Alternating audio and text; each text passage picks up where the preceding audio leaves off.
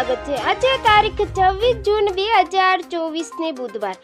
જોઈએ આજના હવામાન સમાચાર। તે પહેલા ચેનલમાં નવા હો તો ચેનલને સબસ્ક્રાઇબ કરી લેજો। રાજ્યમાં ચોમાસું આગળ વધતા ગુજરાતના મોટાભાગના વિસ્તારમાં વરસાદની શરૂઆત થઈ ગઈ છે। તેઓ ક્યાંક રાજ્યના અમુક વિસ્તારોમાં હજુ પણ ચોમાસું પહોંચ્યું નથી। તેમજ ગુજરાત રાજ્યમાં ચોમાસું આજે 70% પહોંચી ગયું છે।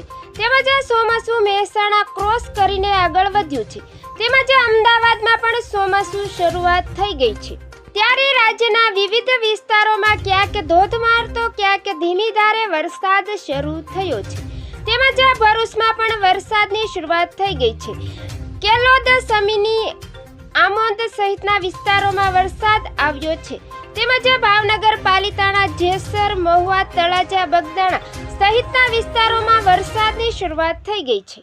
તેમજ અમરેલી, રાજુલા, ખાંભા સહિતના વિસ્તારોમાં પણ વરસાદી માહોલ રહ્યો છે। તેમજ વડોદરા, જંબુસર સહિતના વિસ્તારોમાં પણ ચોમાસીનો વરસાદ શરૂ થઈ ગયો છે। તેમજ 153 તાલુકામાં ભારે ઝાપટાથી માંડી 4.5 ઇંચ જેટલો વરસાદ નોંધાયો છે। તેમજ ગરમી અને બફારો યથાવત રહેતા આગામી 3 દિવસ સારા વરસાદની હવામાન વિભાગ દ્વારા તથા હવામાન નિષ્ણાતો દ્વારા આગાહી કરવામાં આવી છે।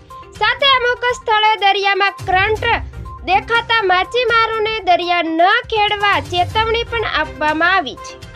હવામાન વિભાગના કહેવા મુજબ દક્ષિણ ગુજરાતમાં સાયક્લોન સર્ક્યુલેશન સિસ્ટમ સક્રિય હોવાથી સૌરાષ્ટ્ર અને દક્ષિણ ગુજરાતમાં આગામી 3 દિવસ ભારેથી અતિ ભારે વરસાદ પડવાની શક્યતા છે। સાથે જ આગામી 6 દિવસ વરસાદી માહોલ યથાવત રહેતા ગુજરાતભરમાં છૂટાછવાયાથી મધ્યમ અને ભારે વરસાદ પડવાની આગાહી કરાઈ છે।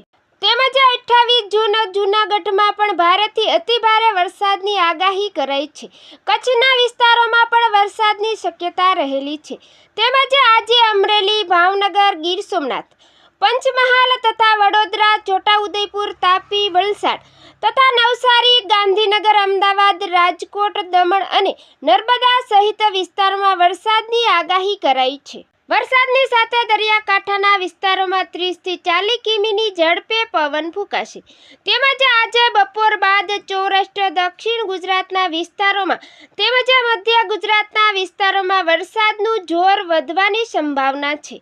તેમજ 28 થી 5 જુલાઈ સુધી રાજ્યભરમાં ભારે વરસાદ થવાની શક્યતા રહેલી છે। તો મિત્રો, ફરી મળીશું નવી અપડેટમાં। જોતા રહેજો ખેડૂત ઉત્સવ ચેનલ।